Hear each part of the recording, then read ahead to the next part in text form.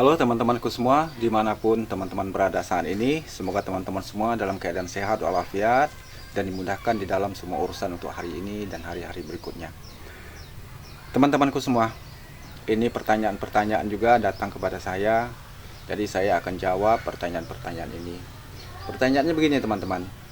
Bagaimana Pak tandanya air raksa itu sudah ada emasnya yang tertangkap atau air raksa ini belum ada yang ditangkap?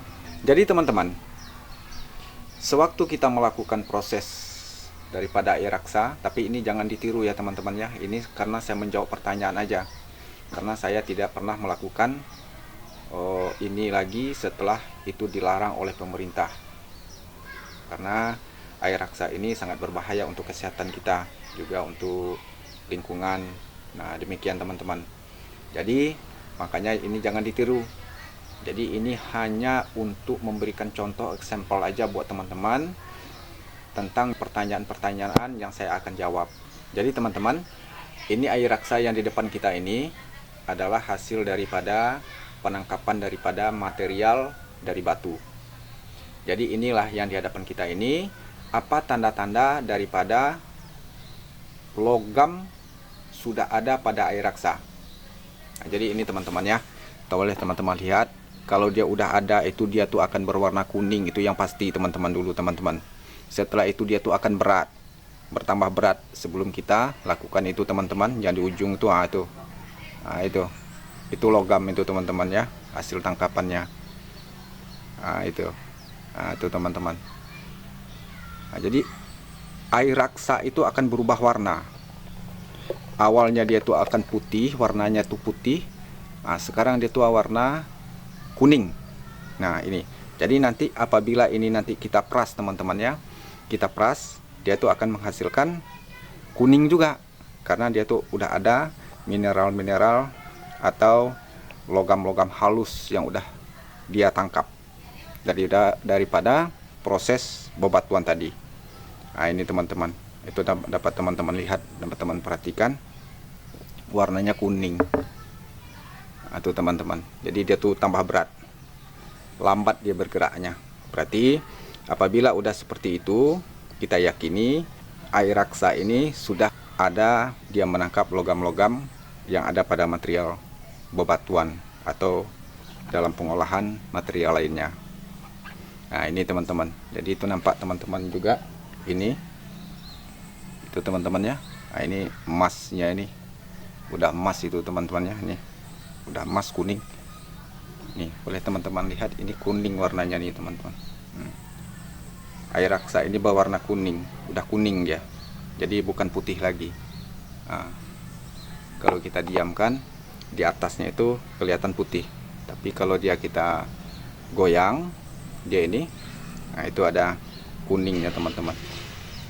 Ini rata-rata dia udah kuning, berarti ini cukup lumayan lah ada logam pada air raksa ini.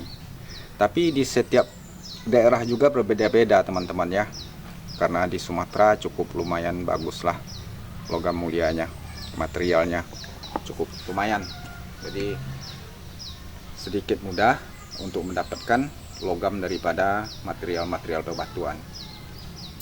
Untuk di daerah lain itu tergantung juga dengan situasi lingkungan yang ada di sana.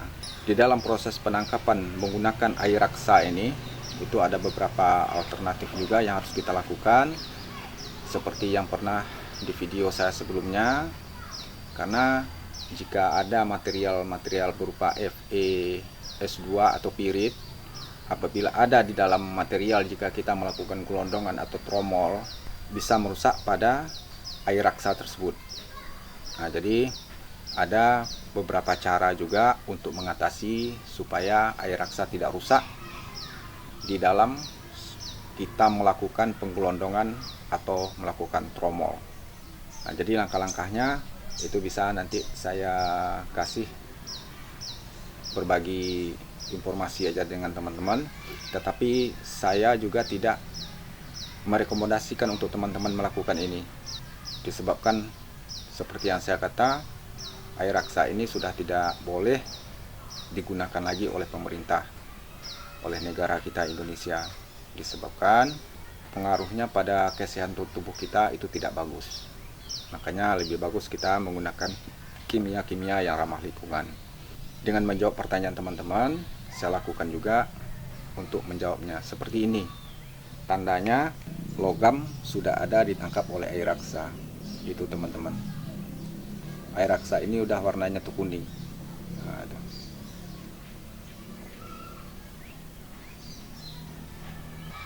Inilah hasil tadi yang telah kita lakukan pemerasan. Ini yang kita dapatkan teman-teman.